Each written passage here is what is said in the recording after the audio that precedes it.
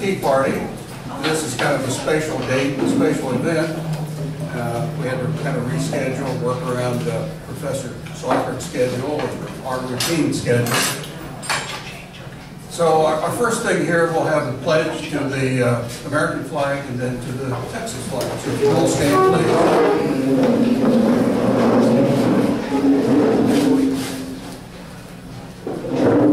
I pledge allegiance to the flag of the United States of America and to the republic for which it stands, one nation, under God, indivisible, with liberty and justice for all. All right, Texas flag. Okay. On the Texas flag, I pledge allegiance to thee, Texas, one state, under God, one indivisible. Okay. All right, well, this is the Cypress, Texas Tea Party. And we normally meet on the fourth Saturday of every month. But due to the holidays and all our schedules, it's a little different. We have a schedule out here for the rest of the year. Our next two meetings, we're going to focus on trying to understand the way Texas education is set up. And take some steps and things maybe we can do to help out educate our children here in Texas. So this fits in very nicely having Professor Schweikart here. And we have several new people here, for first-time visitors. So there's a sign-up clipboard, and just put your email and your telephone number in there. We don't sell them to anybody or show them to anybody. And then we'll get you a mailing. Yeah, and please put your mobile on there, because we can text you just a quick reminder. Like I said, we won't send a bunch of straining stuff to you over time or anything like that. It's just for communication with this group. The three purposes of the Cypress Tea Party are, number one, liberty, protect your individual rights under the Constitution. Number two is a small and efficient government at all levels. And the third thing is defense, foreign and domestically. We're strong on defense issues. So if you have an interest and agree with those three basic principles, you're in the right place and you should come and join us all the time. Usually most all the candidates come through here. Like last week we had two candidates for the open seat, or not open seat, we hope it'll be an open seat, but for Congressional District 7, candidates are going to oppose the recently elected candidate. And we got all the House, State House contestants, candidates come through here, and then they come back and report during the year. So it's a good way to look your representatives in the eye and shake their hand and smell the breath and see if they're telling you the truth. And call them out on it if they're not. So anyway, that's the purpose of the Cypress, Texas Tea Party. And this Tea Party's been in operation for 10 years, one of the first ones to start under the 2010 Tea Party movement. And as you know, Dave Wilson ran it for many years very successfully, and then he got married. So he wanted to spend time with a new project, his new wife. So 4 or 5 of us stepped up here and tried to replace him or take his spot and do as much work as he did on this. So we made it a year without Dave Wilson, so I think we'll probably make it another year very successfully. So the basic rules are we'll relax things a little bit. When the speakers speak, be polite, short on your questions. It's to have fun. It's not to debate. Afterwards, you can debate issues. We'll relax that a little bit today with Professor Schweikart here, because I'm sure there'll be some back and forth about questions you want to understand. And besides that, he's a big boy. He's been through this. I can tell you. But this is the first I met Professor Schweikart, but I've seen him on C-SPAN several times through the years. And he's very knowledgeable, very witty.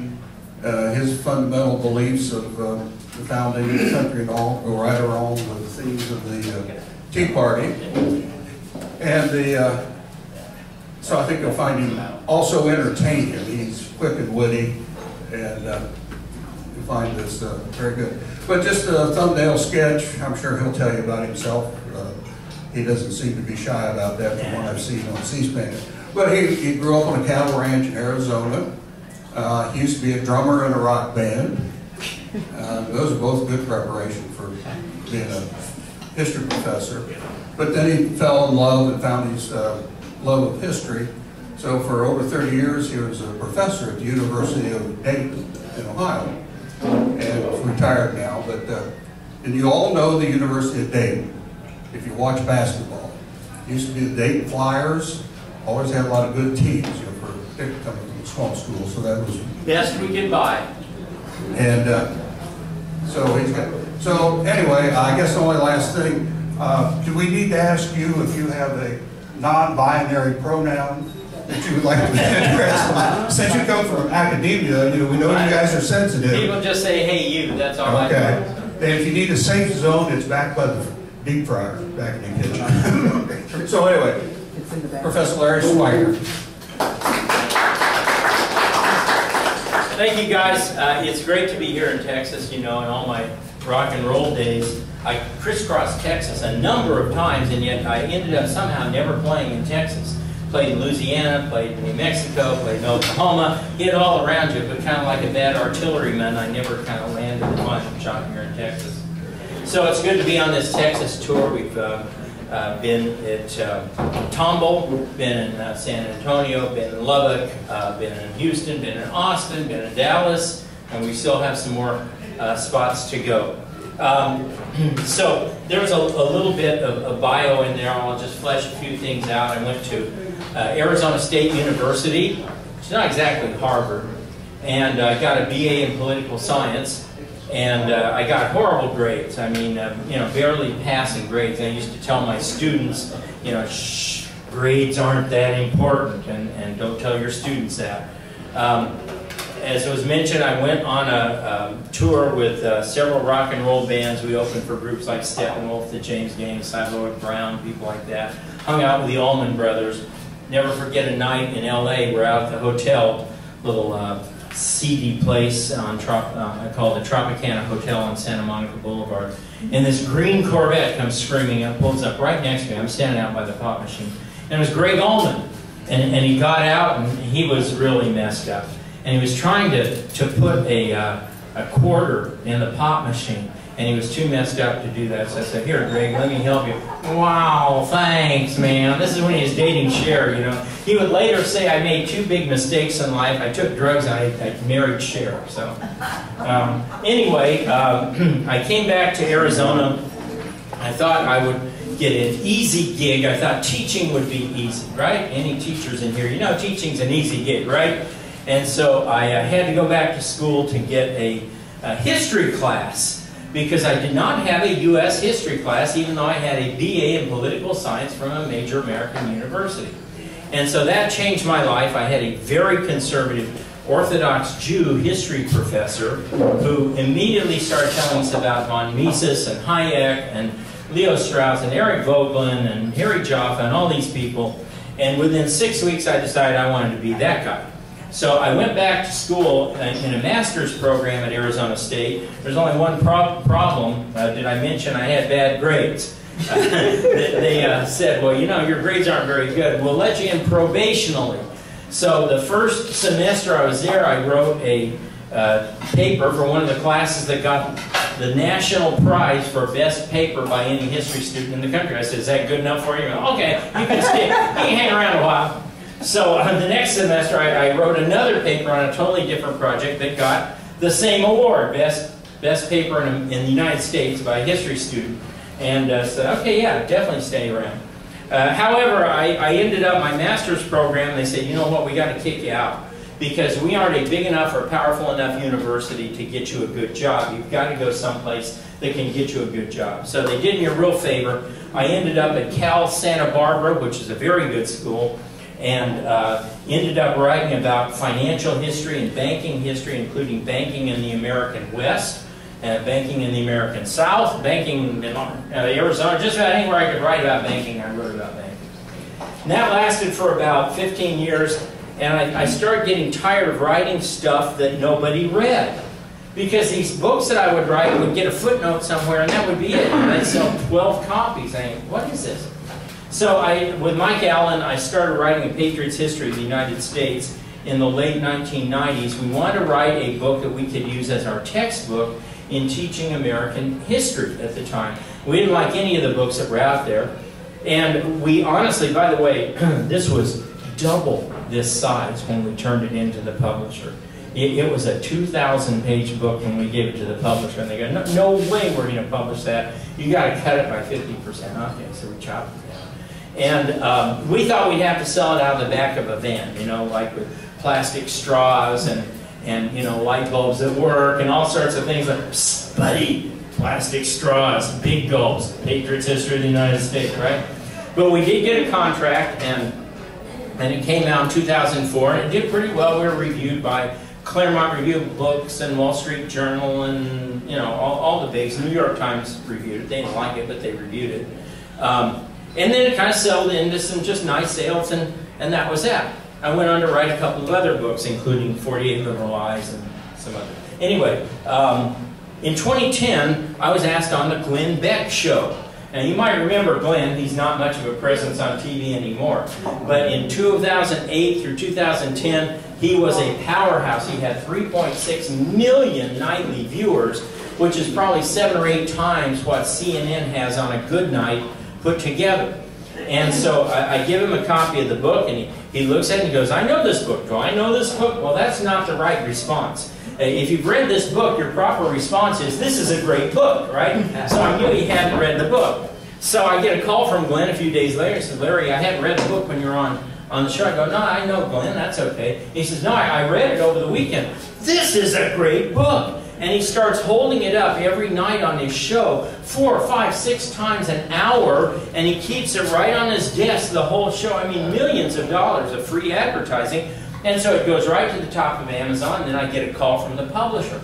And they say, hey, Larry, your book's going to be on the New York Times list this week. I go, yeah, that's great. Way to go.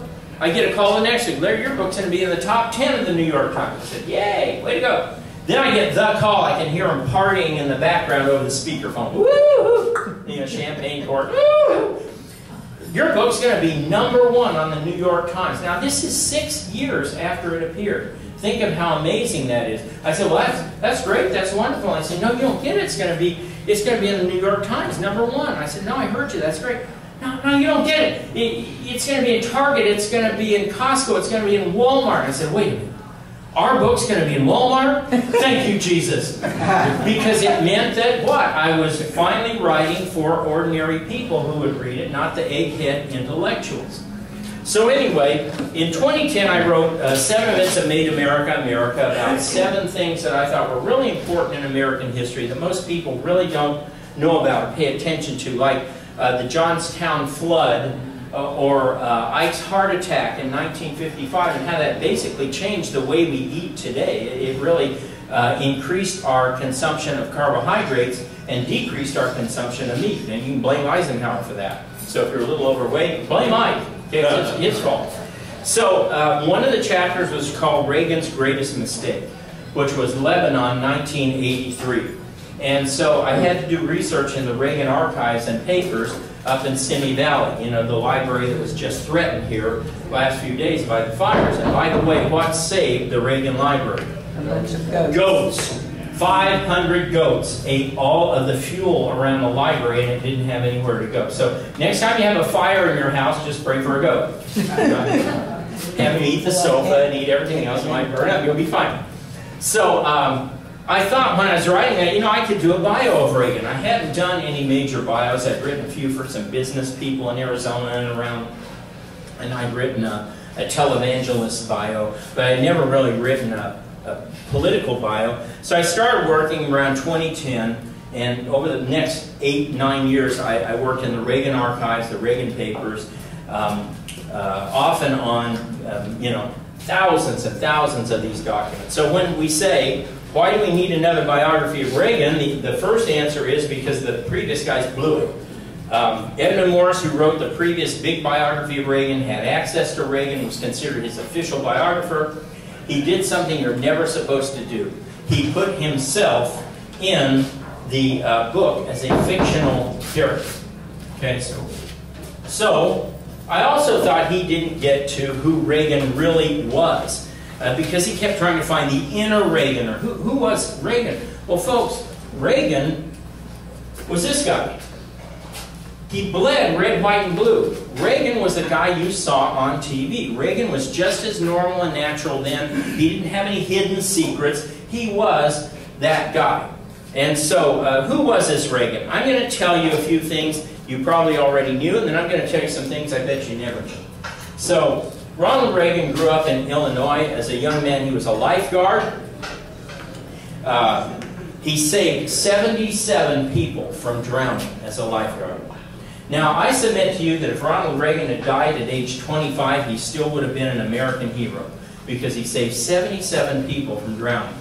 He went on to go to Eureka College in Illinois, a religious school, and he didn't get very good grades. Does that sound like somebody you just heard about here? He didn't get very good grades. Later in his life, he would go back to Eureka to get an honorary degree, and he said, well, I always thought the first degree I got was honorary.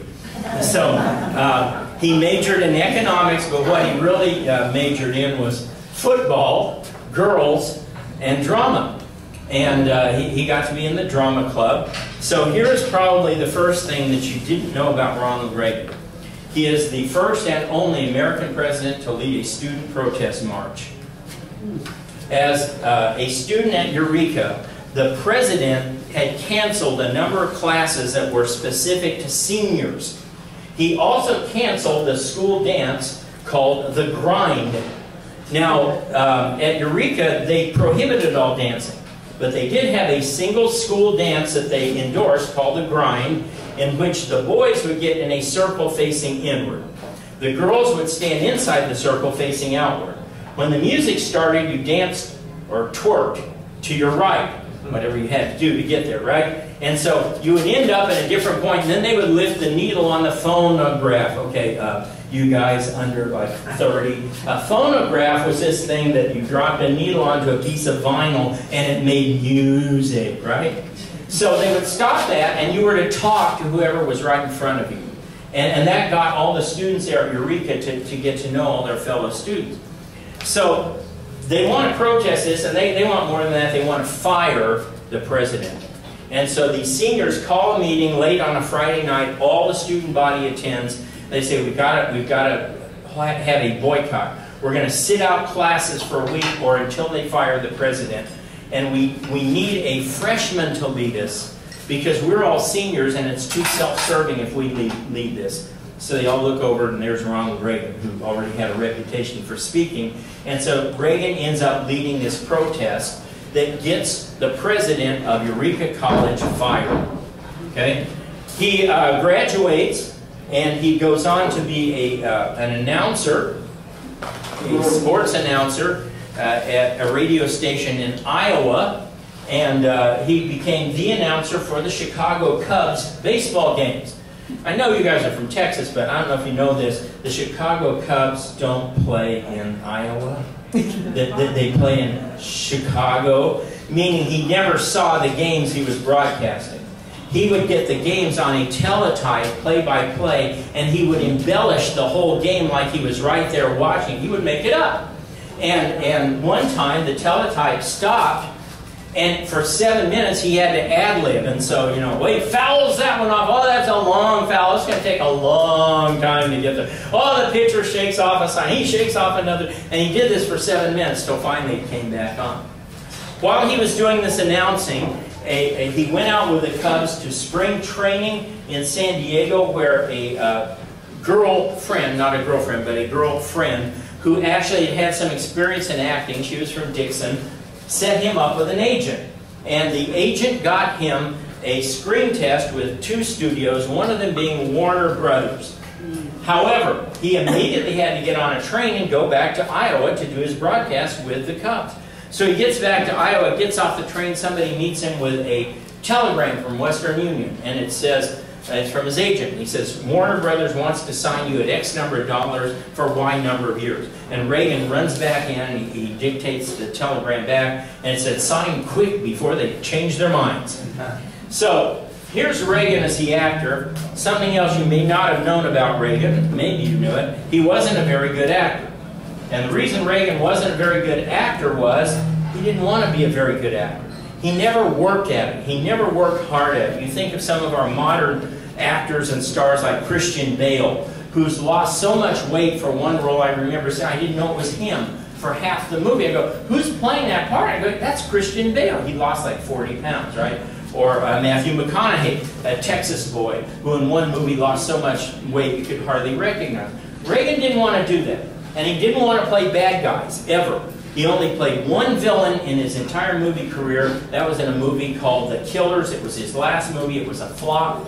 He wasn't very good in that. He said of himself, you know that guy that runs in and picks up the phone and says, hold the presses, have I got a story for you? That's me. That's how he saw himself. So he did have two really good roles. One was as George Gibb, the dying football player in Newt Rockne, All-American, and this is where he gets his famous line where he's talking to Newt as he's dying. He says, Coach, someday when the team's up against it, tell him to go out there and win just one for the Gipper, right? And so he gets his second nickname. So he's only like 30 and he's got two nicknames already. His dad had called him Dutch because he looked like a little Dutchman, and now he's the Gipper. So I mean, how many of you, a little bit older than Reagan, still don't have one nickname, let alone two? I mean, this guy's really getting places in life, right? His other major role is in King's Row, where he plays Drake McHugh, a wealthy socialite who loves the daughter of a doctor. In the movie, Drake loses all his money. He has to go to work in a railroad yard. Two cars come together and crush his legs, and he's taken to who? The doctor, father of this girl who hates him, and the doctor, instead of fixing his legs, amputates them. And as you remember in the movie, he wakes up and he says, where's the rest of me? Which he did in one take, by the way. He should have been nominated for an Academy Award for that role, but wasn't at that time. The studios decided who got to be nominated. Warner Brothers nominated some no-name guy named Spencer Tracy for the role. So, however, while he was in Hollywood, and not being a great actor, he was becoming very good at something else, politics. His wife, Jane Wyman, got him nominated to be on the board of Screen Actors Guild, and very shortly he was named president of SAG.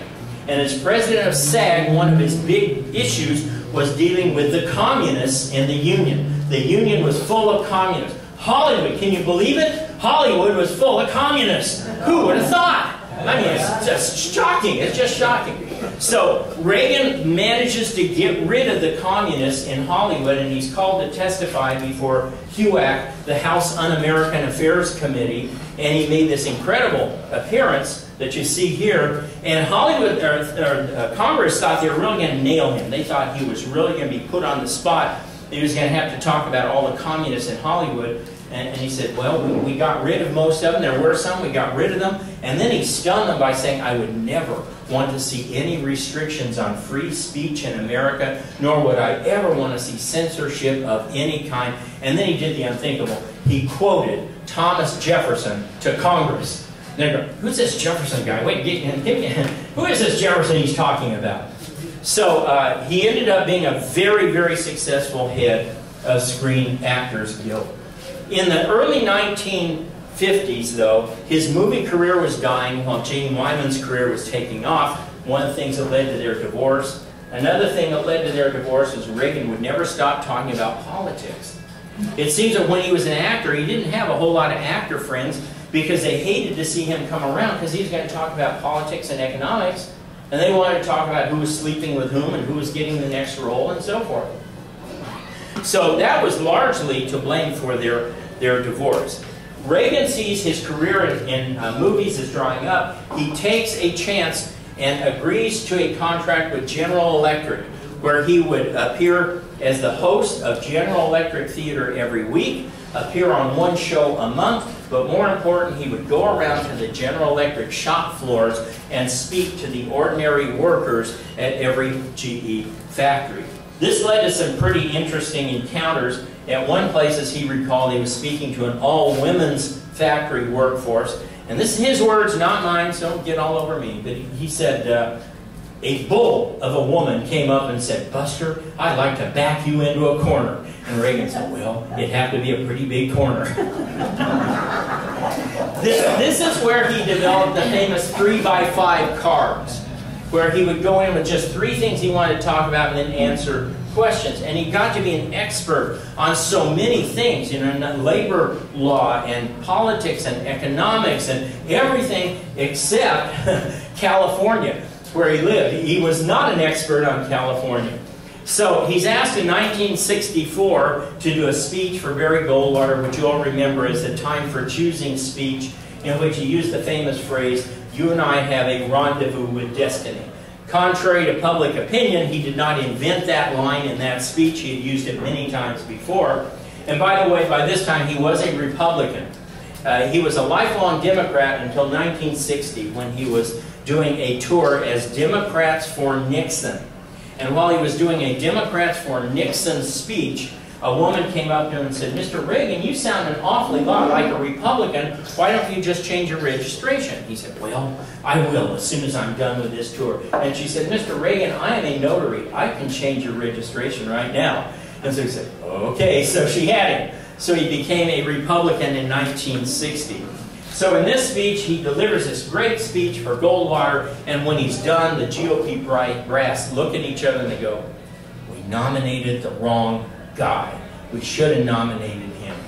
So 2 years later, he is asked to run for governor of California. As I said, he didn't know a whole lot about California, and while he knew a great deal about international situations and economics and American politics, he had to kind of buff up his knowledge of California. Here's something you probably didn't know. Most important person in making him governor of California was his brother, Neil, also known as Moon Reagan. Moon was a very powerful advertising executive in Northern California, had nationwide contacts of very rich people. And it was Moon who set up all the funding for Reagan to run for governor of California. He did one other thing for Reagan. Ronald Reagan was afraid to fly. So one day Moon calls Reagan, who's in Northern California. He says, "Dutch, do you want to be governor?" And Reagan said, "Well, yes." He says, "Tomorrow morning, at 11 o'clock, I have a meeting of funders and backers at the Coconut Grove in Los Angeles at 11 in the morning. Reagan said, "Well, I have to fly to get there." And Neil said, "Do you want to be governor?" And hung up the phone. And sure enough, Reagan was there the next day, and we have no more record of him being afraid of flying after that particular day. Let's hang on here before we get to Carter. As governor, I got to condense this real quick. He had a very good record. He's well regarded by both liberals and conservatives. One of the issues he had to deal with was student protests. How ironic is this, that the only president in our history to lead a student protest march was faced with student protests. Sometimes he dealt very sharply with them and pretty firmly. Other times he used humor with them. One time he was on his way out of Sacramento, and the students had staged a massive silent campaign against him. They all showed up on the State House grounds. They're all standing there dead quiet. Reagan heard about it. He turned his limo around. He comes back in, and he walks through the whole crowd. It's all standing there. Not a sound. Reagan gets to the top of the stairs. He turns around and looks at all of them. They're waiting for him to say something, and he goes, "Shh." And they all cracked up. Another time he was in Santa Barbara, where I went to school, very violent. They burned down the Bank of America there, if you may recall that. And he's coming in, they're pounding on his windows, yelling at him, and this one bearded guy, we used to call them hippies, I was one, right? This one hippie was yelling at him, going, "We are the future! We are the future!" And Reagan grabs a legal pad and writes, "I'll sell my bonds."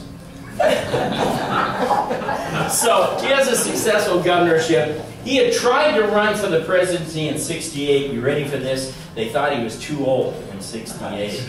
He runs again in '76. This is a very tall challenge. He's running against a sitting and incumbent Republican president. His whole family opposed him running in 1976. Everybody. But he comes within 200 delegates of winning the nomination against a sitting Republican president in 1976. Gerald Ford wins that nomination, goes on to lose to Jimmy Carter. My chapter in Reagan, the American President, is called The Worst President Ever. And I have an asterisk there. And if you go to the bottom of the page where the asterisk is, it says, until Barack Obama. I'm not going to regale you with Carter's horrid presidency, all the things that went wrong. You probably know about that. It was just a disastrous 4 years. Reagan was ahead in the polls all the way through the campaign until October. And then in October, Dick Worthland, his pollster, came to him and said, Governor, says, you've got a problem. Carter's gone ahead of us in a couple of these polls. I think you need to debate him. Now, Dutch had been avoiding debating Carter because the front runner never debates the guy chasing him if he doesn't have to. But now he had to. So they scheduled a debate, which is the Saturday before the election. It is the latest debate ever in American political history. And it's the only debate of that season, and Reagan won it with 4 little words. Carter is regaling him with all these Medicare, Medicaid statistics, and when Reagan's turn came, he just sighed, looked at him and said, there you go again. And that was all it took to make Reagan look like the wise grandfatherly figure and Carter to look like the little upstart. On election night, Reagan was showering. It was still quite early in California. It was still way before polls had closed. And he's showering, and all of a sudden Nancy comes in. She goes, Ronnie, you got a call from the White House. He goes, well, who is it? It's President Carter. He wants to concede. And Carter conceded before the polls hadn't even closed in most of these places, which didn't make the Democrats too happy. Reagan enters office, I'll come back to him, with 2 major goals.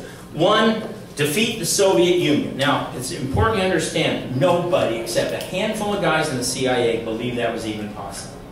Defeat the Soviet Union. Everybody thought you're going to have détente, you're going to live with the Soviets. One reporter said to Reagan, what's your view of the Cold War? And he said, well, it's simple. We win, they lose. No other president had ever dared say that. But his idea is to beat the Soviet Union. So, you know, he authorizes the production of the B-1 bomber, the Lancer. You know, just as an aside, I hate these names we give our weapons. The B-2 Spirit bomber, the Lancer, you know, the MX missile. You anyone know what the name of the MX is? The Peacekeeper. I want the butt kicker missile. I want the ass crusher. I want something that sounds like a weapon, you know. And so the jihadis, oh, we do not want the ass crusher.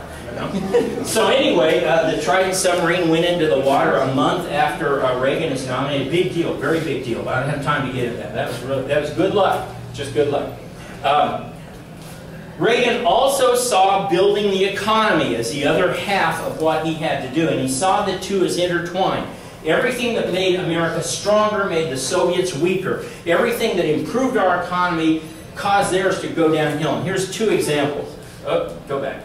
The Soviets exported, still do, 4 things: vodka, gold, oil, and spies. And so he was going to let the CIA deal with the spies, and he wasn't going to stop the import of vodka, but he was going to do something about the gold and the oil. So let's go back to old Paul. He told tall Paul Volcker, his 6'7" head of the Federal Reserve Board, to crush inflation no matter the cost. He said, it's going to hurt, Mr. President. You have a lot of unhappy people. He says, I know, but we've got to get rid of inflation. They did. By 1982, the inflation rate in 1 quarter dropped all the way down to 0. This is incredible given that the inflation rate was around 7 or 8% and home mortgages were about 12 or 13% at the time. Just astounding. What did that do to the Soviets? It killed them because one of their exports is gold, right? And this took the value of a 10-pound gold ingot down tenfold in 2 years. What about oil? First meeting really with any foreign ministers that Reagan has is with the oil ministers from Saudi Arabia. And he says, fellas, he would always when talking to a group of guys, fellas, you're going to lower the price of oil and you're going to increase production. And they knew that was not a request, right? And so they said, oh, what will you give us? They said, well, we'll give you some AWACS airplanes. but you're going to increase production and lower prices. And they did. And that destroyed the Soviets' ability to sell oil. So in 2 quick moves, he cut the legs right out from under the Soviet economy. But the really clinching move, he made all these alliances. I guess I should mention these. An alliance with Pope John Paul II to work spiritually on undermining the Soviet Union. Very, very important. There's a new movie just coming out called The Divine Plan that you need to see on this. It's really good. He increased funding to Radio Free Europe and Voice of America. This is very important because we started blasting out rock and roll to the godless communists. And this is incredibly important because you see, rock and roll music is the music of freedom. It is American music. Rock, country, jazz, blues are all 4 music forms from the same tree. And what they all have in common is we all start together as a band, and we end together as a band, but in the middle of all this, you always have the solo. You always have the solo. And what that meant was, you can hear rock and roll or blues or jazz or country without even knowing the lyrics. You can tell this is a music of freedom because it celebrates the individual. And when I did this film, Rock on the Wall, I interviewed all these people from Eastern Europe, and they all said the same thing. We all wanted to be Americans. We didn't just like Americans, we wanted to be Americans. But it gets even better. One of the guys I interviewed was named Leslie Mandoki. He's a Hungarian rock drummer, student activist who was fighting against the communists in Hungary. He escaped to Germany in the 1980s and became a very successful music producer. If you Google Leslie Mandoki, M-A-N-D-O-K-I, you will see images of him with Thatcher, and with Kohl, and with Gorbachev, and with Bill Clinton, and with just all the prime ministers and movers and shakers. And he's a very big guy. Gorbachev came to his house, and Gorbachev told him, and I'm quoting, rock music was fundamental to bringing down the Iron Curtain. That is coming from the top commie, you know, got to believe that. He made a tacit alliance with Lech Walesa and the Solidarity Movement, encouraging them to work against the communists from the inside. He made an alliance with this Texan, Charlie Wilson, who ended up funneling all sorts of weapons to the Mujahideen. By the way, Charlie Wilson is one of the few people who looks better than the actor who played him in the movie. I think he's far handsomer than Tom Hanks, right? But anyway. And of course, his biggest alliance was with Margaret Thatcher, the Iron Lady. She is the only woman other than Nancy who was allowed to call Ronald Reagan, quote, her Ronnie. Now, in 1983, Reagan basically ended the Cold War. And he ended the Cold War in a speech on national defense in which he introduced something called the Strategic Defense Initiative, or SDI. And immediately, the media ran out and called this Star Wars. The media does Reagan the biggest favor of his presidency by calling this Star Wars. Because, you see, they thought they were ridiculing it. Back in my day, and some of you may remember this, we had this guy named Buck Rogers. Flew around in outer space, didn't even have a helmet on, just breathed that good old space air out there, right? You know, and they had jets in outer space. You know, they just flew around in jets in outer space. And then came Commander Cody. You know, I love this. This is the Swiss Army knife of alien-killing weapons. You know, you can kill an alien and unplug your toilet at the same time. It's a wonderful device. So they thought they were ridiculing Star Wars by calling it Star Wars. What they forgot was between Buck Rogers and 1983, we had put men on the moon many times. We had walked in space. We used lasers all the time. And probably most important, many or most Americans had either seen Star Wars or knew about Star Wars, and that meant that they knew that the evil emperor was Brezhnev. I think he auditioned for the part. And that meant that Reagan was Luke. Yeah, he's a lot older, but they have that same jaunty, oh yeah, blow up the Death Star, no problem. All we have to do is hit a window this big. Sure, we can do it. We can defeat the Soviets. And that meant that Gorbachev was Darth.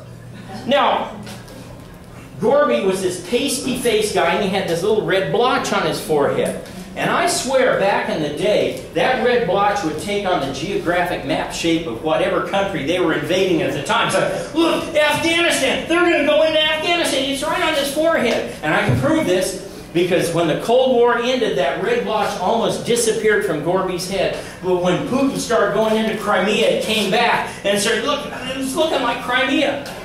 So you can see down here that good old Darth, when you took his helmet out, he did have a red blotch there. It's not showing up real well in this picture. He had a little red blotch there too. So Gorby was Darth. In 1988, Reagan made one of his final big trips abroad, and he goes to Moscow. Ostensibly, he's going there to meet with Gorbachev about arms control, but secretly Reagan went there in order to convert Mikhail Gorbachev to Christianity. And so as soon as he gets off the plane, he's meeting with Russian dissidents, and he starts talking about God. God, God, God, God, God. Or if you're from the Pentecostal background, God, God, God, and Jesus. Okay? And this is incredible because in the Soviet Union, the name God had not been uttered in public for 60 years. And here's a guy, and that's all he's talking about. So he gets Gorby one-on-one, and he says to Gorby, he says, Mikhail, how are things with your soul? How are you and God? And it stuns Gorbachev, and he steps back, and he goes, well, I was baptized as a child, but of course I'm a communist. But Reagan doesn't let him off the hook, and he keeps hammering him the whole time he's there. So are you thinking about what we talked about? And when he leaves, Gorbachev says to him, I am going to think very seriously about the things that we talked about. And Reagan gets back home, he says, I think he's going to become a Christian. Now, no one ever knows. I doubt that happened. But nevertheless, Reagan raised it with him. You remember that Reagan liked to ride a lot. And the first time a photo shoot was done with him in his riding clothes, the photographer said, okay, come on out in your riding clothes. Reagan looked like this. And the photographer was stunned. He goes, no, the cowboy stuff. He goes, oh, okay. And he goes back in and changes into jeans and a hat, you know. But he liked to ride in this kind of English riding gear as much as he ever rode in cowboy gear.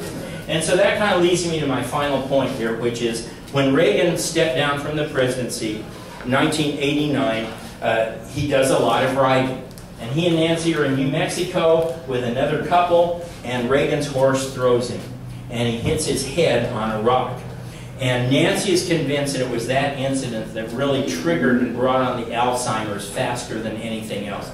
Because Reagan had undergone regular mental evaluations every single year at the Mayo Clinic, and nothing unusual came up. But after 1989, his memory starts slipping fast. And in 1993, he's doing a speech for Margaret Thatcher, and he repeats an entire paragraph verbatim. And they go, oh, something's not right with Dutch.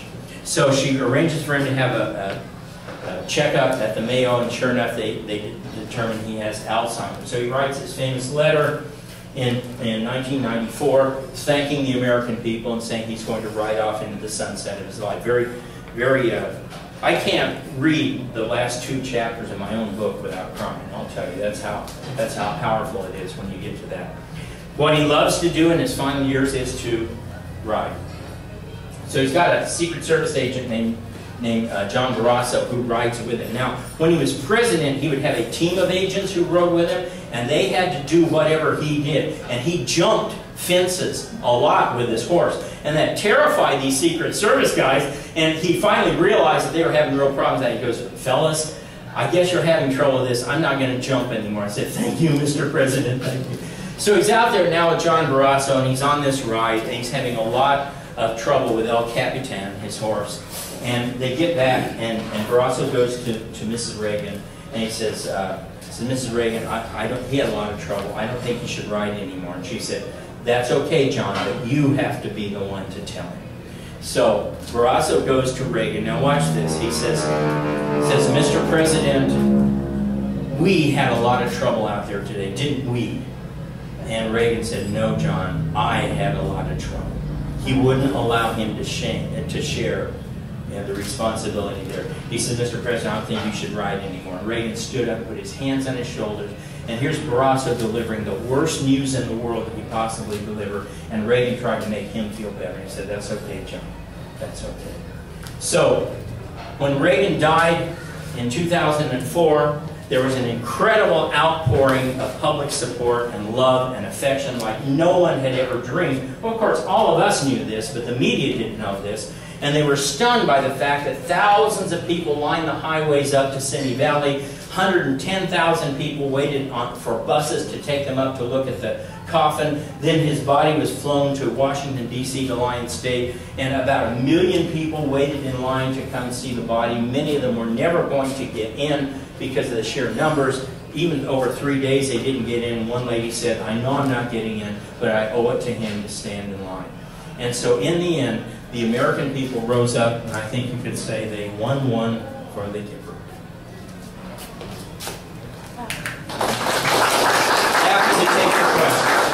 Happy to take questions. Questions? Anyone? How do you follow that? That's a good question. Well, you can ask me about rock and roll. You can ask me about current politics. Since Trump in 2016, I wrote that book, How Trump Won, before the election, and couldn't get a publisher. Yes, ma'am. When you were at our club last week, you talked about your courses online. Oh, yes, thank you, yes. So you all got a bookmark. Email me at Larry@WildWorldOfHistory, and I'll send you a free Reagan webinar and some other webinars. I developed a full curriculum to go with Patriot's History of the United States. Mostly aimed at homeschool, but anyone can use it. We're talking about teacher guides, student guides, and me teaching all 22 chapters in video form. It's good. We did very high quality production on this. And so I did the whole homeschool circuit last year. I'll be back in Dallas next March with a Dallas Homeschool Convention. And so we offer a full curriculum to go with this. If any of you have homeschoolers, no homeschoolers, please tell them all about this. Thank you for mentioning that. Yes, sir. What do you think the President would think of the political climate in 2019 vis-a-vis our current president? Well, you know, you have to remember that Reagan was at a different era than this era. And I like to answer that question this way. In the 1850s, Abraham Lincoln was known as a great speaker. But he wouldn't have worked 70 years later in the age of radio, because he had a high screechy voice like this and nobody was going to listen to that on the radio. But you didn't know that because all we know about Lincoln today is through the written word, right? In the 1930s, Franklin D. Roosevelt had an amazing connection with the American public because of his fireside chats. And he was wondering, he'd say, "My friends, and you are my friends." And people would just tune in to listen to him. But Franklin D. Roosevelt would not have worked in the age of television because he was handicapped. He had a bout with polio that left him paralyzed, and although it was carefully concealed, he was in a wheelchair a lot of the time, and he had to use arm braces to stand up. That would not have worked. I mean, there was still a lot of stigma against that in the 1980s. A politician could not have gotten elected like Franklin Roosevelt in the 1980s. So here comes Reagan, who's really good at using humor and self-deprecation and deflection. And he's the perfect guy for the 1980s because he has a photographic memory, so he never has to look at the, you know, the cue cards and the teleprompters. He can speak right to the people. He's an actor, so he knows how to deliver with emotion and entertaining speeches. He knows how to tell stories. But the things are different. The three networks had to give him an hour whenever he requested it because he's the President of the United States. And back then, they didn't have 2 hours of a bunch of boneheads talking in front of him, telling you what he's going to say, and then 3 hours of a bunch of jerks afterwards telling you how he lied about what he just said, see? So the situation he was in was perfect for Ronald Reagan. But today, Reagan would not work. Because we're in a much different situation where the networks don't have to give you TV time and they won't cover you. People say, well, why doesn't Trump go on TV? He can't. They didn't even want to cover his last speech. They didn't cover the military 4th of July parade, right? So he's got to find a way to go around all this. And it's much more vicious today than it was then. Everything is. It's just a different culture. I liken Reagan to Muhammad Ali as a boxer. Well, Trump is a cage match fighter who uses his knees and his elbows and everything else, right? Because that's the culture we're in. So I think Reagan would fully approve of Donald Trump. I think he'd love Trump. Do you think he would have used social media like the president does? That's not Reagan. I mean, it's hard to say because, you know, the times are so different. And Trump's genius was he figured out how to make an end run around the media through Twitter and Facebook and the rallies. And by the way, one of the secrets to how Trump won, the rallies are more than what you think. The rallies are designed to get local television coverage that will bleed off into other markets instead of having to go through the national networks. And by doing this, I'm sure you watch your local news and you know that they don't siphon a whole lot out. They present 15 to 30 seconds of coverage, maybe a minute, and then they go on to the hurricane, or they go on to, you know, the big fire down on Farm to Market 2016, whatever it is. And so those rallies are a key media moment to get into all the local coverage in all the surrounding areas. Who else? Others? I'm curious why you think Barack was the worst from Jimmy Carter and he won 2 terms. Well, it's simple. He got his opponent in 2008 was pretty lame. Let's face it. I mean, just horrible. Didn't even want to run. Neither of them, not Romney or McCain, really wanted to run against Obama. They just kind of put up a half-hearted campaign. But let's face it. He was an African American. And many Americans wanted to vote for him to show that they weren't biased, to show that they weren't prejudiced. And he won re-election because many white Americans still wanted to show, look, we don't want him to fail, let's hang in there with him.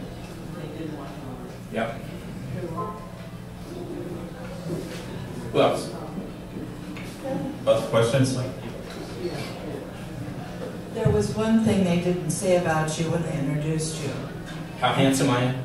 That was the fact that even before Trump ran, you knew he was going to win. Right.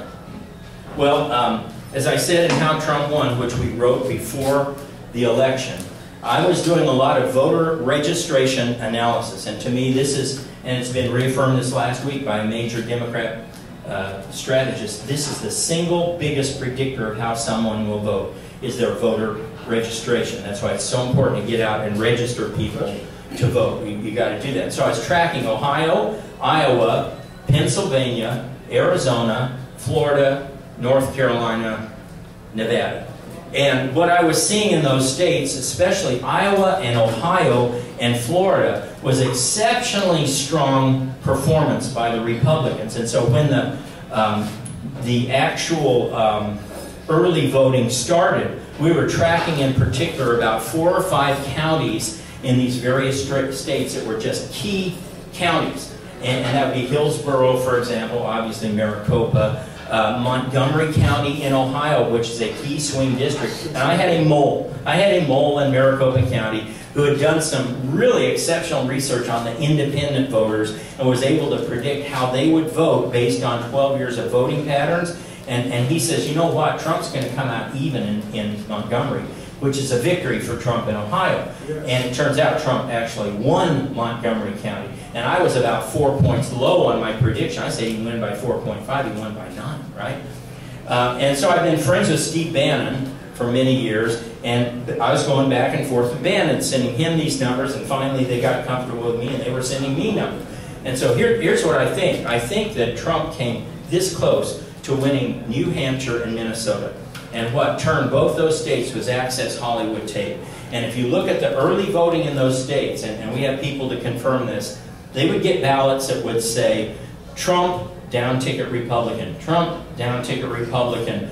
Gary Johnson. Here's Access Hollywood. Gary Johnson, down ticket Republican. Gary Johnson, down ticket. After about a week, Trump, down ticket. So there's a week gap in there, a week dip that Access Hollywood tape cost him. New Hampshire, which he lost by 1,500 votes, and Minnesota, which he lost by only 40,000.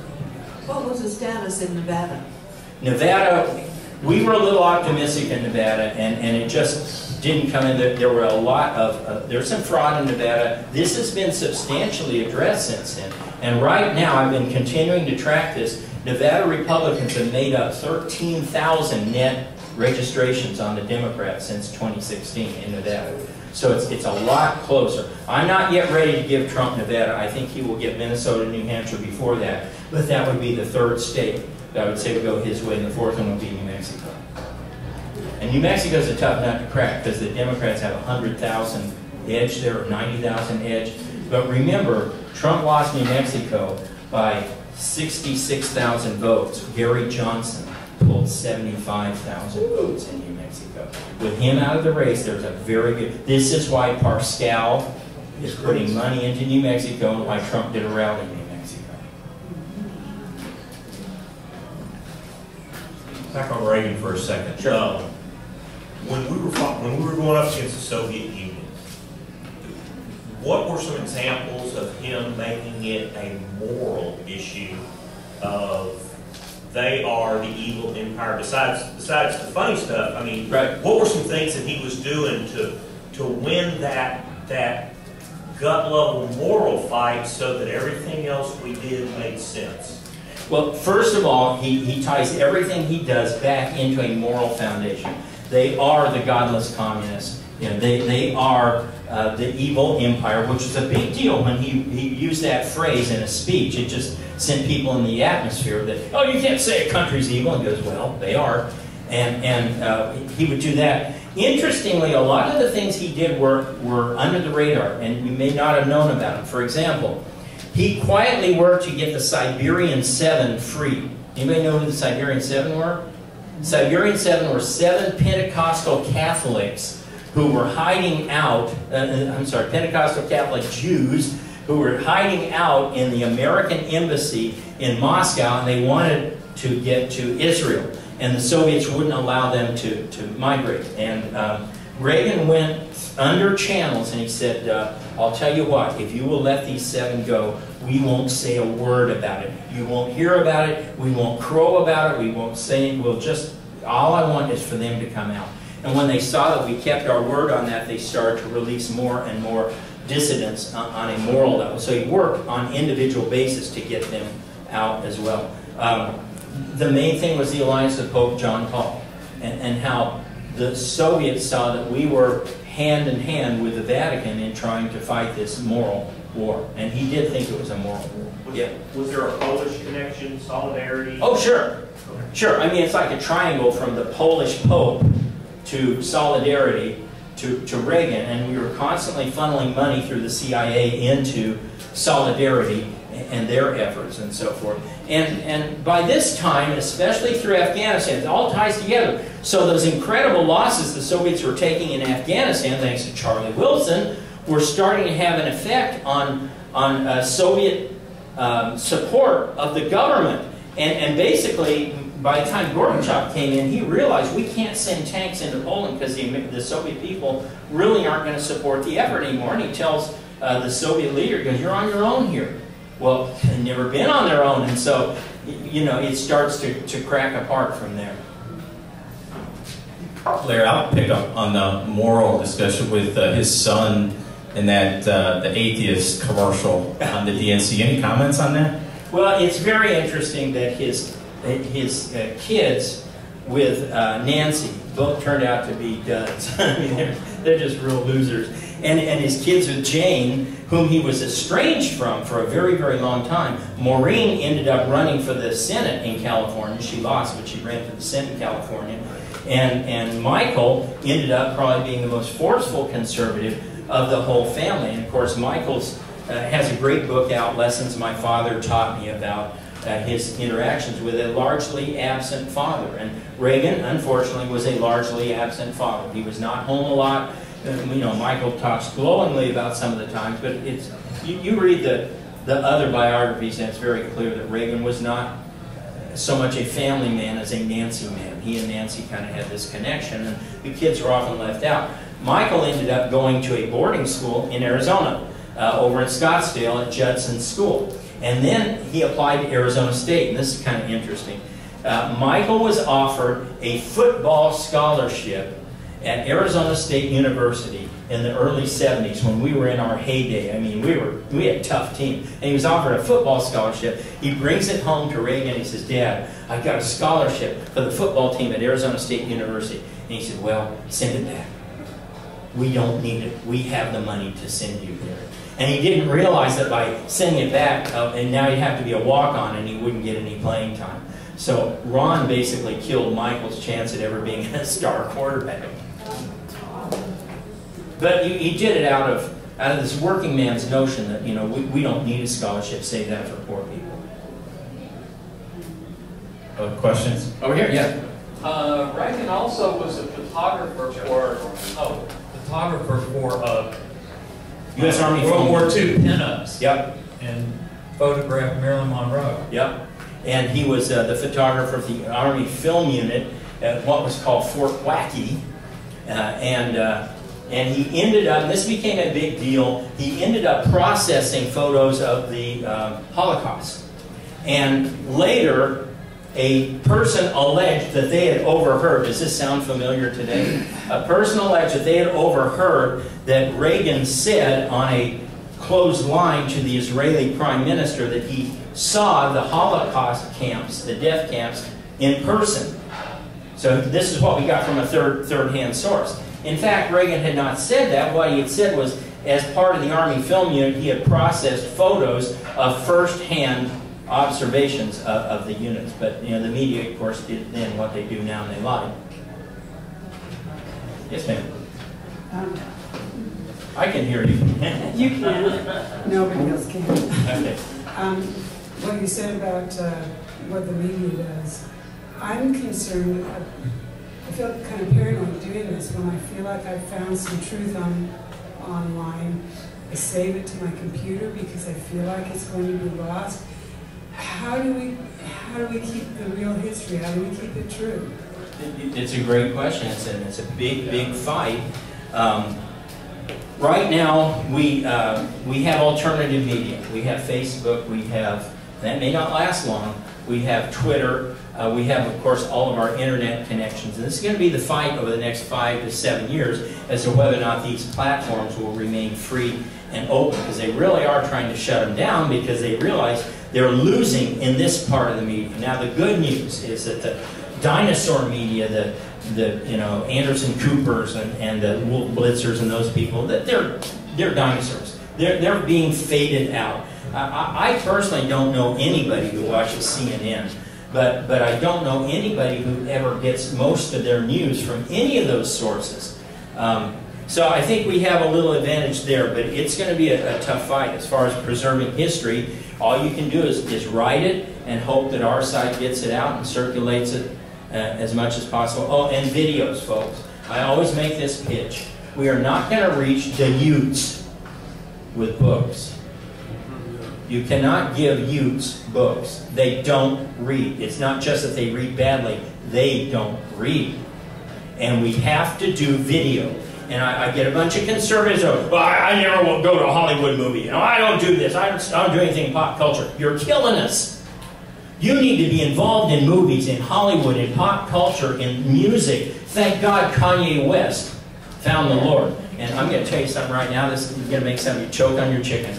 Kanye West is going to be our nominee in 2024.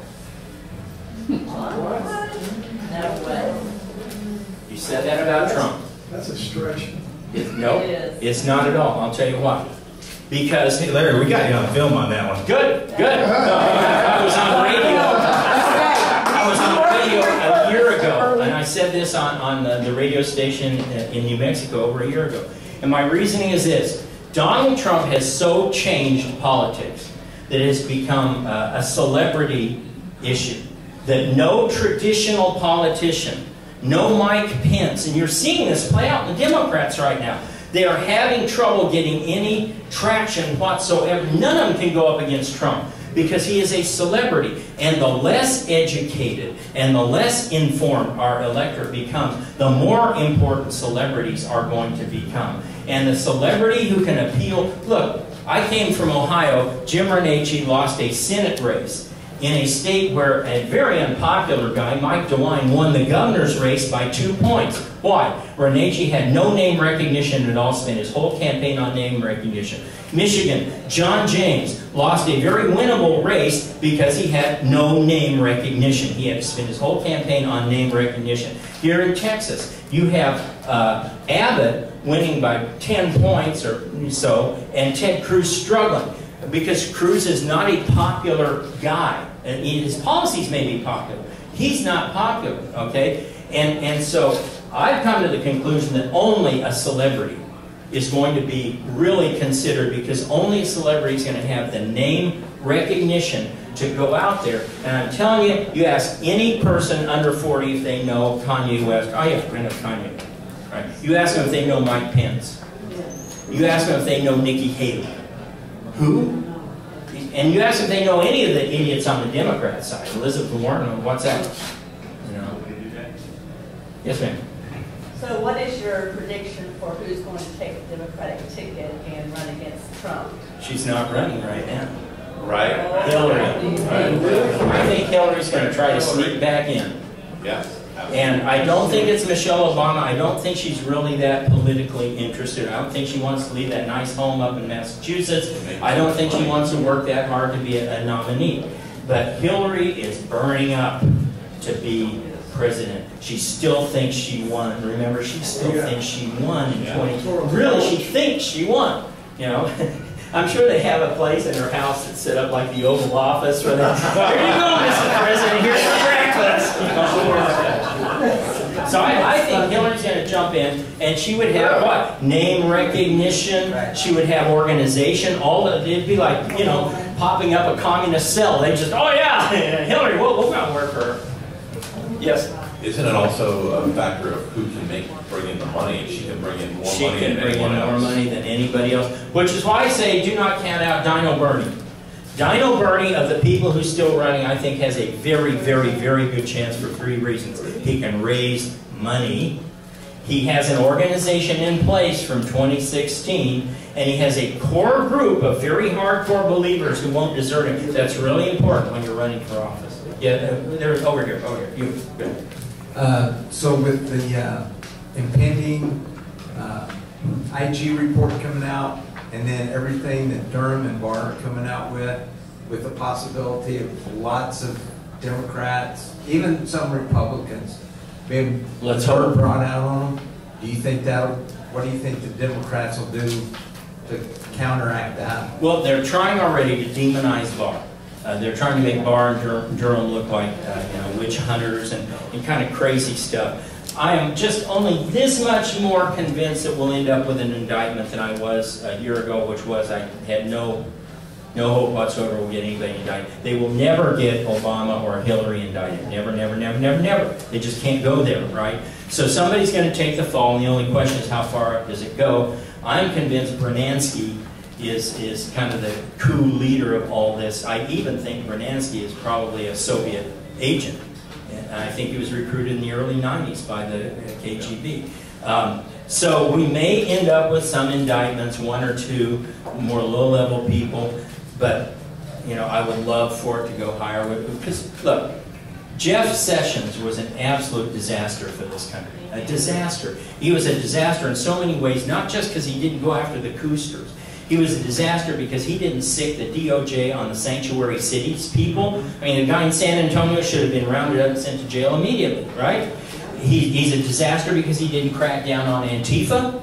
Antifa should have been arrested and put in jail for civil rights violations immediately. And he was a disaster because he did not support Chris Kobach in his illegal immigration you know, his voter registration ID program that Trump announced when he first came in. And Kobach had to give up because he said secretaries of state are not cooperating. I'm sorry, you don't get a choice as to whether or not to cooperate. The DOJ and the Attorney General should put you in jail if you don't cooperate because you have to cooperate. This is a federal law. Sessions did none of that. I am told by Bannon that Sessions was scared, and he wouldn't tell me he was scared of what. But I think they had something on Sessions, and he agreed to do nothing for 2 years. Yes, sir. What about Oprah? Be at the convention and don't get a nomination on the first ballot, and somebody in the back of the convention starts screaming, Oprah, Oprah, Oprah. What about her? I don't see it. She doesn't appear to me to be very political. But if you look at Kanye, he has started already lining up a number of political things. He and Kim are there for the passage of the criminal reform bill, right? He's very methodically. He already came out. I don't know if you saw this tape last week, but he was interviewed by a British interviewer, and he said, "When I am president in 2024." So he has basically announced when I am. He didn't say he was going to lose. He didn't say when I'm a candidate. He said when I am president in 2024. And the man has faith now. Watch out when you have a man with faith who's on a mission, and God gets behind somebody. There's not a thing any of us can do about it. You know, if God's opposed to somebody, not a thing we can do for him. So you better watch. I'm telling you right now, watch out for Kanye. Get that on tape. Make sure you got that underscored. And yeah.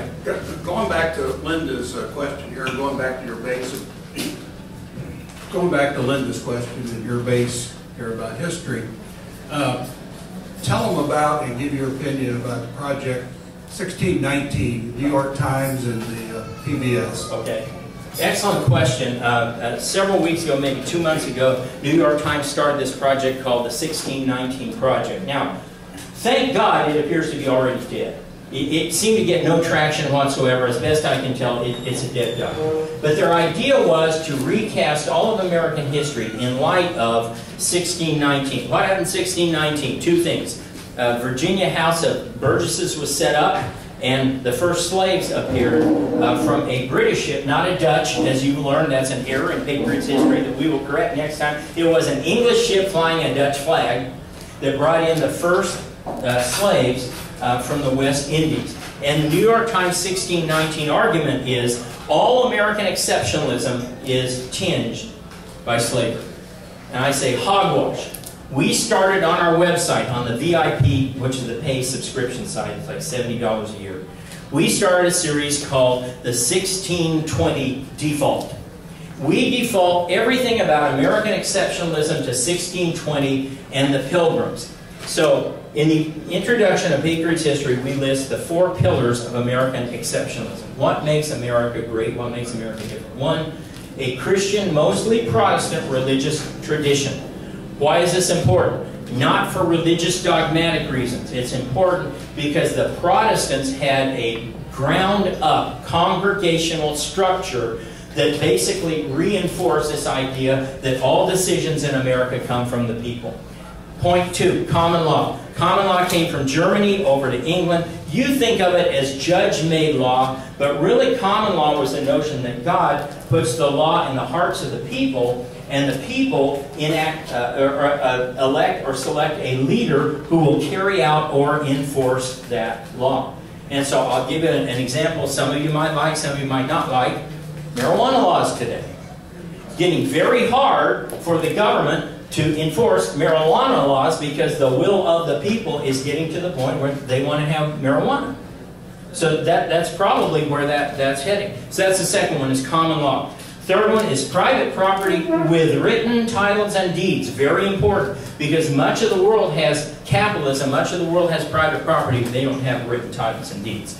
And I give an example of this in my talk on the land ordinance of 1785 in the video of this lesson series. Most important law ever passed in America, and it wasn't even in the Constitution. It predates the Constitution. Land Ordinance of 1785, because it set up private property with written titles and deeds. And that turns out to be very important. And then the last one was capitalism or free market, which doesn't come to America until the 1790s. So that's really far behind Christian, mostly Protestant religious tradition, common law, private property with written titles and deeds. So when we started this 1620 default, we started from the presumption, you don't have that in Jamestown. Jamestown was a colony set up under the governance of a group of guys over in London. They did not elect their leaders. They did not have common law. Most of them were not Protestants. Anglicans are not Protestants. They didn't protest anything. All Henry VIII protested was his right to have a hottie, right? To have a young hottie. That's all he wanted. Nothing theological about that. They did eventually get written titles and deeds, but only about the same time that Plymouth got written titles and deeds. So the Pilgrims arrived with 3 of the 4 pillars of American exceptionalism, with a Protestant Christian foundation, with common law, and with private property with written titles and deeds. And so we date the whole evolution of American exceptionalism from Plymouth, not from Jamestown. Jamestown's fine, but there was nothing at all exceptional about Jamestown except the fact those were some hardy people who survived. I mean, the starving time, right? The starving time, they were eating rocks and dung and shoe leather, and I could see that. I love these cooking shows where you get the baskets. Now open your mystery basket. We have dung, shoe leather, and a rock. All right, well, I know what I'm going to make with that. I got a great pasta I can whip up with a dung and rock, right? So that's that 1620 default. A follow-up on that. Excuse me there for butting in. No problem. And I read this in some of your past works. Common law and Germans doesn't register with me. Give us some background on that. The Germanic tribes, way back when, practiced common law. They would select their own leaders. They would have votes for their own leaders. What happens is, it migrates with the Germans who go to England, but then Napoleon comes along in the early 1800s and conquers virtually all of Europe. And he imposes Napoleonic law or civil law on the rest of Europe, which is basically top-down law. Really, when you hear civil law, all it means is it's kind of a nicer, more modern version of divine right of kings. Remember that? The king, the preacher or the priest would put the crown on the head of the king, and he would rule the people by the will of God. And so you couldn't challenge him because it's God telling you what's happening. Whereas with common law and with the congregational system, God's telling the people what to do, and they're telling the leaders what to do. But I know what you're saying. You look at the Germans in the 20th century. I'm not seeing a whole lot of common law there. They lost it to Napoleon. Yes, sir. Are you familiar with the Senior Executive Service? Yes. The largest company you've never heard of, Serco? Yes. Well, I don't know specifically what your question about. Well, Senior Executive Service is 10,000 high-level executives that are not qualified for their positions, and it's a hereditary thing that's running our government. Serco is the one that's actually enforcing TSA, our patent office. Right. They're basically ripping us off. Well, let me give you a little background on how that came to be. And that's in the 7 Events book. I don't have a lot of time to go into this. Martin Van Buren founded the modern Democratic Party. Martin Van Buren, not Andrew Jackson. Martin Van Buren, congressman from New York. He was from Kinderhook, New York. And there was a club up in Kinderhook, private club, called Old Kinderhook. And if you were a member of Old Kinderhook, you were okay. That's where we get our phrase. Okay is you were a member of Old Kinderhook. Martin Van Buren saw the Missouri Compromise happen, like Jefferson, and he said this is a disaster. Because when you look at a map of Louisiana Purchase, Missouri Compromise said there would be no slave states above that 36-30 line. That meant that over the next 20 years, there would be a slew of free states that were going to come into the Union, and when they came into the Union, they were going to vote slavery out of existence. And so Martin Van Buren says, if that happens, we're going to get a civil war. So he creates the Democratic Party essentially to protect and preserve slavery because he sees a civil war on the horizon. Good intentions, but the wrong plan. As a result, the Democratic Party is a bad tree from which you can never, ever get good fruit because its origins and founding are primarily to protect and preserve slavery. Okay? To make this system work, Van Buren said, well, what happens if you're a Northerner and you don't agree with slavery? What would cause you to vote for my party? The answer is money. Money. I will reward people who support my party with jobs. And so they started giving away jobs as part of their campaigns. Vote for me, I'll make you postmaster, and I'll make you sub-postmaster, and so on and so forth. And if they couldn't give you a government job, as Ronald Reagan would say, they would give you a party job. Okay, we'll make you county chairman, we'll make you vice county chairman, third county chairman, and they would start the money rolling into people. Just shut up about slavery. You can't talk about slavery. It was to never come up in any legislation. That's called the gag rule. Okay, I'm getting your patronage here. So, when the Civil War ends, this patronage was an enormous problem. People were lined up outside Lincoln's door when he took over in 1861 to get government jobs. After the Civil War, it's just huge. The number of civil servants, people wanting to be civil servants and get these good jobs, was astounding. And so they decided to reform it. Watch out when Washington reforms anything. You're in trouble. So they passed the Pendleton Civil Service Act that said that the way you get one of these SES jobs, one of these civil service jobs, was you took a test that would say you're qualified to do this job. What happened was, and what you're describing is actually not the biggest problem.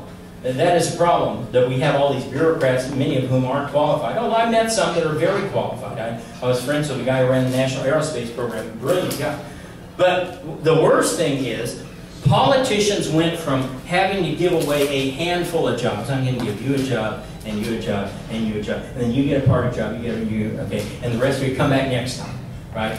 And it went from giving away a handful of jobs to now you can't do that, so you've got to give away blocks of jobs. So you have to write Patterson Air Force Base in Ohio, and you say, I believe in a strong national defense with a powerful Air Force. Everybody goes, yay, because cha-ching, cha-ching. They know that means jobs for them. Or you go out to Texas and you say, I believe in a powerful agricultural sector. And all the farmers go, yay, cha-ching, cha-ching, because that means jobs for them. So you went from having government grow like this to government grow like this. Every time, right? And so that's how we ended up with such a gigantic bloated government, is that politicians now, to compete with each other, have to give away large blocks of jobs. Yes, sir. So what do you think the possibility of Trump issuing an executive order to require photo ID to vote? Maybe after re-election. There are a number of things I could see Trump doing after re-election when really they can't harm him or get at it. And certainly if we get the House back, House is going to be a steep hill to climb. Yes. Because we let too many of these idiots in here last time, you know. But it's a little better looking than it was a couple of weeks ago. I mean, you know, Democrats had one guy die, they had one resign. We had one Republican who said he was resigning, say, well, wait a minute, chairmanship came open. I might not resign after all, right? So in essence, we picked up 3 seats in the last 2 or 3 weeks. It's something, you know, and do that 10 more times, we're set. So I think we're going to be okay in the Senate. I think we might lose Arizona and Colorado, and then we'll pick up Alabama, which would put us up 2 net. We might possibly get James in Michigan. He's doing really well. He's tied up there. So there's a chance we could end up 53-47 again, which would be fine, because then you've negated Minion Romney. Okay. On Twitter, if you follow me, I'm at Larry Schweikart, so make sure you follow me at Larry Schweikart. But go to my nicknames, my profile page. I have nicknames for everybody. Nancy Pelosi's Botoxic. McConnell is Yertle. I'm sorry, what? Yertle, like Yertle the turtle. Paul Ryan is RuPaul. And Beto was Beta Male. And so so anyway, go to the pro. How about Hillary? Hillary's Cankles. What about Adam Schiff? Shifty. I can't get too vulgar, right? So I just got out of Twitmo. They put me in for a week for saying that Bernansky should go to the gallows. So I gotta watch myself. Jerry Nadler. No nads. Back on the civil service issue for a second. Yeah, sure. Historically, are there some parallels that maybe we should be looking out for here that in the past have happened when the government employees became a 5th estate or a 6th estate, or whatever you want to talk about it? I mean, is there something we need to pay more attention to besides just the deep state? Well, the government employees, they have a lot of power, but they have a lot of real weaknesses. One weakness is they're not used to using hard power at all. These guys are softies, they're pencil pushers, they're backroom guys, they work through leaks, you know. They're not somebody who's going to start a revolution, number one. Number two, their numbers are dwindling slightly under Trump. He cleaned out the State Department and has begun cleaning out some of that. I think one of the possible major objectives of the second Trump term might be a total reorganization of government. Now he's referred to this. You got to learn Trump speak. Trump will come out and he'll make what seems to be an outlandish statement or something off the wall. I think we need to totally reorganize government. And you won't hear another thing about it for months and months and months. And then all of a sudden, here's a whole laid out initiative. He did this with Space Force, remember? He came out early on and, yeah, we're going to have a Space Force. Then he didn't say another word about it, and all of a sudden they roll out the whole Space Force and it's all done. So it wouldn't surprise me if he didn't have a plan to attrit, to use General Norman Schwarzkopf's words, to attrit the deep state administrative state in there. The other thing about them is that not only are they not used to hard power, their communications levels are very poor. I mean, you can't even get the license bureau to get you a license on time because they got to talk to another bureau, right? So when these guys try to do anything together, it's really hard for them to do that. The FBI, CIA is different, but you know, you start to get into the bureaucracy, the IRS, that's kind of hard. Yes, sir. Somebody else? Other questions? Yes. Over here. Hold on, just a second. Could you touch on how the autopsy of Jeffrey Epstein is going to help us? There is a theory that Epstein was killed by the deep state because he had a lot of information on a lot of politicians and Hollywood stars about pedophilia and Pedophile Island, as it's called. The idea was if he's alive, he can testify against him. If he's dead, he can't. They got all of his records. So in the raids, they got all of his records. I'm not sure how much direct testimony from him would make a lot of difference. It's highly, highly suspicious. I certainly wouldn't want to say that he wasn't murdered. I don't know. I don't have enough information to judge right now. All I know is that if you have a particular person that you really don't like and you want to see them meet justice, then they should be assigned to the Epstein room in that jail. Yeah. Other questions?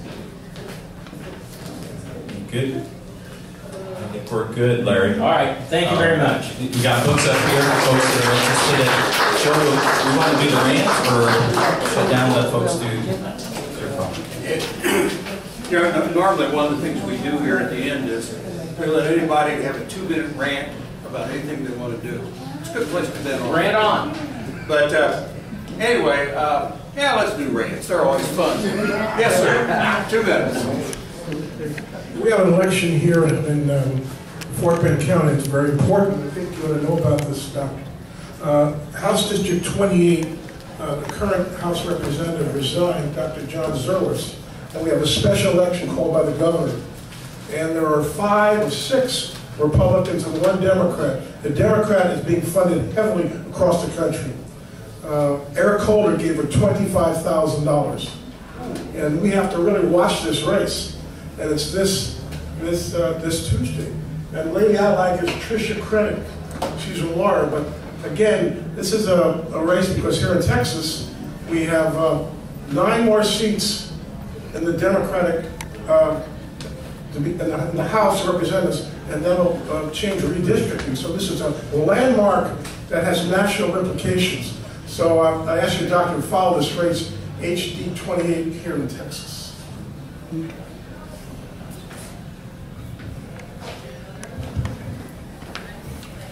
Hi, I'm Merrilee Beazley, and some of you know me. I ran for City Council in Jersey Village, and after that situation, I realized that we didn't have a newspaper or a TV station in Jersey Village, so it was very hard to get the word out.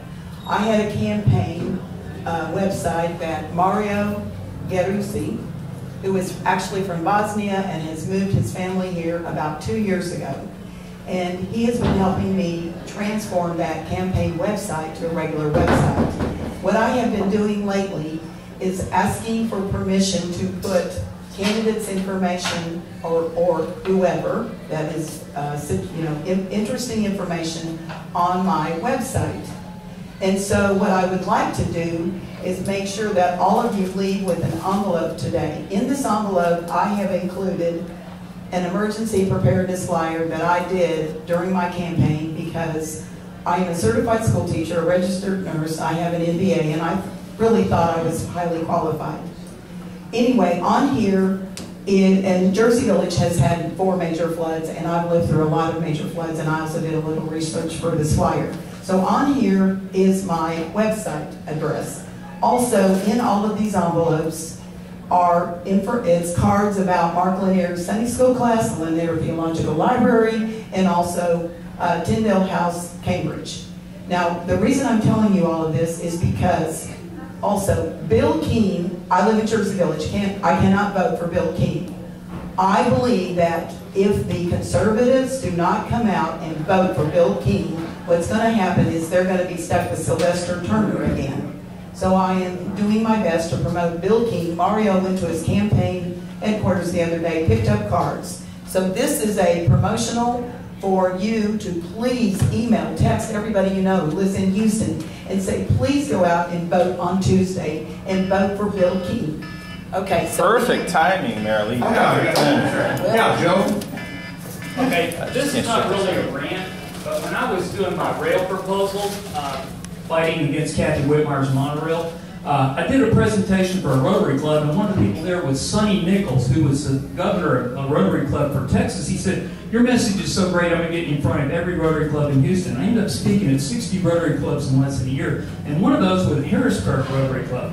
They had a old gentleman there, and his job every week was to get up and tell a joke. I won't tell the joke this time that he told, but I thought it was a great idea, so we should end on a happy note. This old man goes out fishing one day, goes out the lake, baits his hook, throws it out in the water, hears his voice, pick me up. That's right, I didn't see anything. Here's it again, pick me up. He looks down, there's a frog on the lily pad. Frog says, pick me up. The old man goes, I'll be danged. He reaches down and picks up the frog. Frog says, I'm a magical frog. If you kiss me, I'll turn into a beautiful princess and stay with you the rest of your life. The old man goes, I'll be danged. And he sticks the frog in his pocket. The frog freaks out and goes, wait, wait, wait. Didn't you hear me? If you kiss me, I'll turn into a princess. The old man said, at my age, I'd rather have a talking frog. So all of you princesses, remember that. Hi, I'm Bob Simacek. I'm a precinct chair. A lot of you know me and everything else. And of course, we're going to this nationwide, well, no, Harris County-wide voting. So you can go to any voting location and vote, correct? Well, that may be very nice, but I would caution you that what's going to happen is that your importance as a precinct chair will be greatly diminished because you won't see your voters. They'll be voting other places. So that's going to make it really difficult. So what we're going to have to do is we need to make sure we have groups like this and that we stick together and we really get the vote out. And because that's where the change is going to be. The change is going to be us working hard to get the vote out since we're going to lose our direct contact with the voters. So I really want you guys to know this. And it is really important. So, thank you. Other?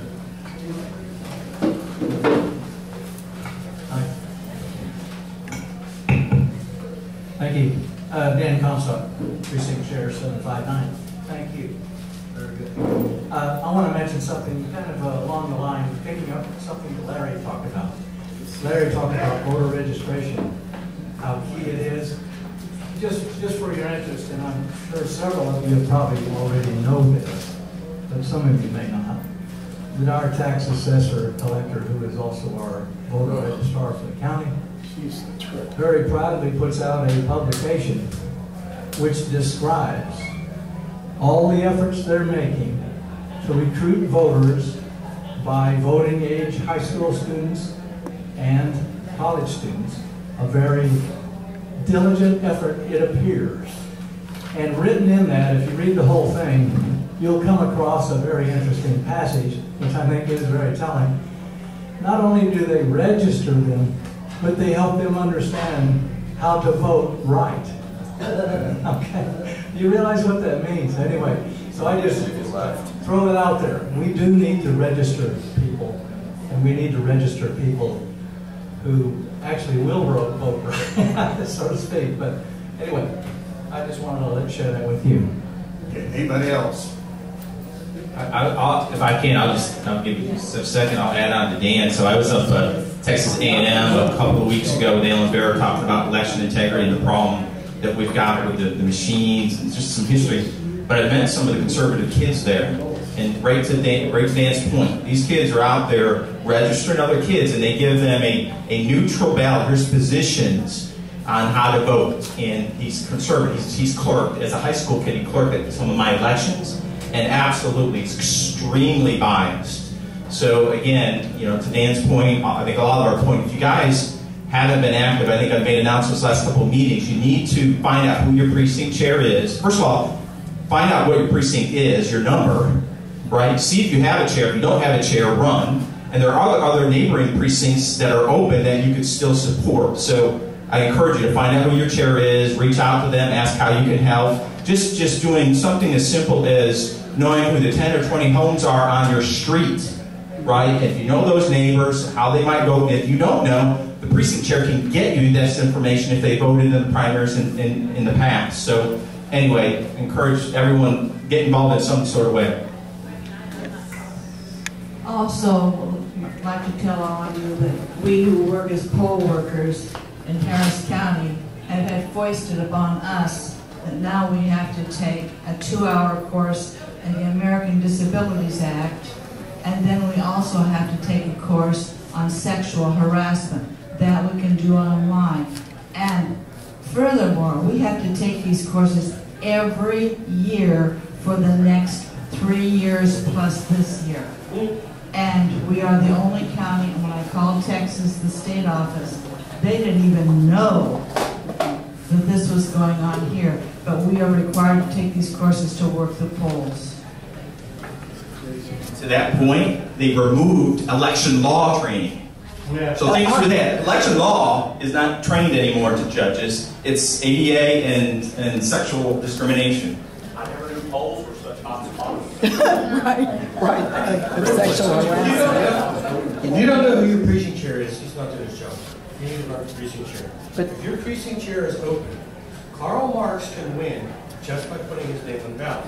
There's way too many people in the Republican Party who aren't Republicans at all. So find it, go to the Harris County website, GOP website, see who your precinct chair is, give him a call. If he's not there, we have until December 9th to file.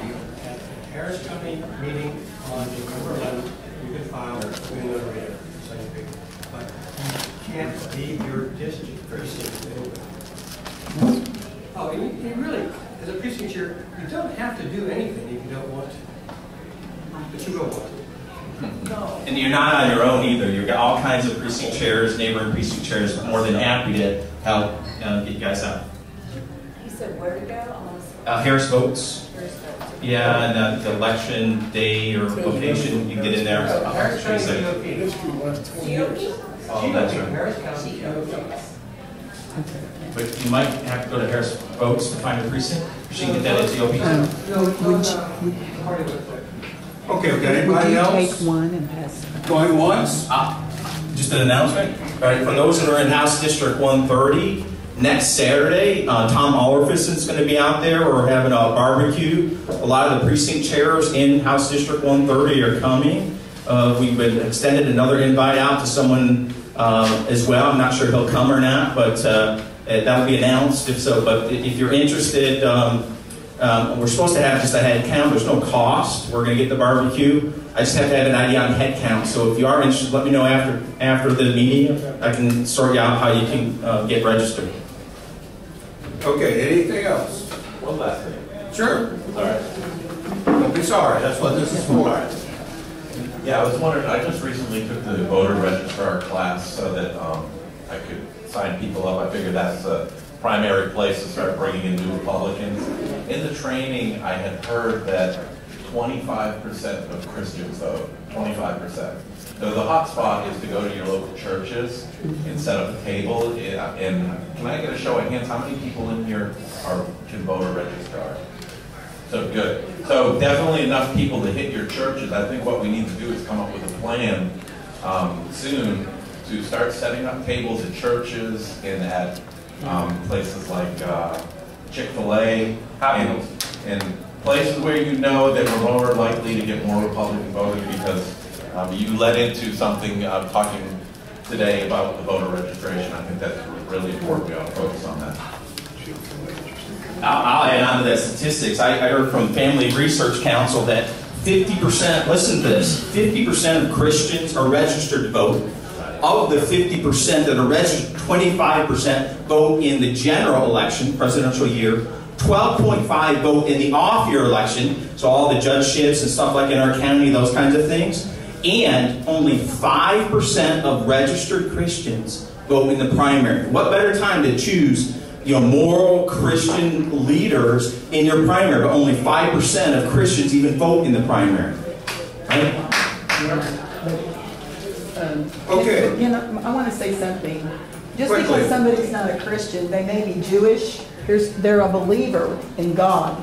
So I have a lot of Jewish, believer friends. I mean Jewish friends. So, and I'm even a little bit Jewish myself. So please. We want everybody, and there's even a few Muslims that think like us. They're at the Reagan Reagan dinner. One of the speakers, he is a Muslim. And I believe that we are under the covenant of Abraham and Isaac and Jacob. And so we're really cousins. Okay. Just one closing comment there, and I'm sure Dr. Schweikart, Larry will be glad to talk with anybody, chat for a little bit. But how many of you know who Crowder is? Wait, what's the first name?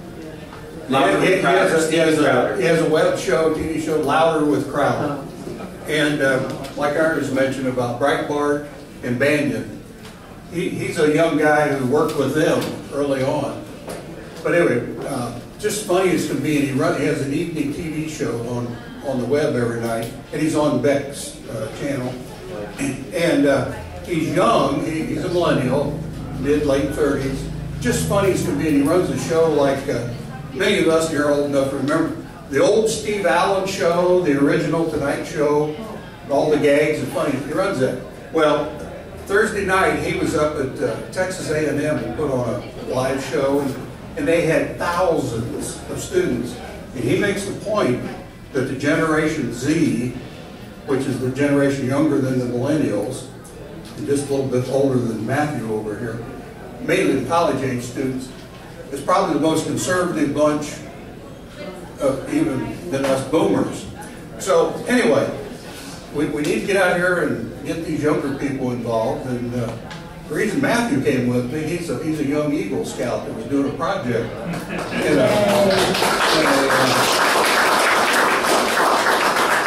an old slave cemetery behind my house. And we were out there working and chatting, and I mentioned I was going to come over, and he says, well, I love history. Can I come to that? So that's why Matthew. So there's some hope out there. All right. So anyway, we need to keep getting more people that are younger, and I think we got a generation coming here. And just one last closing comment. When Larry mentioned about the changing history and all like that, some of you know I had a business, I still have it, over in Russia for the last 25 years. And my young Russians, one of their anecdotes, one of their jokes they tell, is that under the old Soviet days, the future was known. We looked at the 5-year plan. Everything was certain. There was nothing to fear. The only thing that changed was history, and that changed about every year. So just remember that. Thank you very much. Thank you, Dr. Schweikart. I'll make one, just Larry's point about the videos. For those that don't know, Prager University, Dennis Prager, some fantastic videos, and makes it real easy to share with younger folks. Or we had a lady talk this morning down Harris County Executive Headquarters about how when she block walks, she'll get them to, they bring up their issue, they'll bring up just on her phone and have them watch a 2-3 minute video. So again, it's another really good source of really quick snippets on some really key issues going on in the country. Okay, thank you everybody. We'll be around.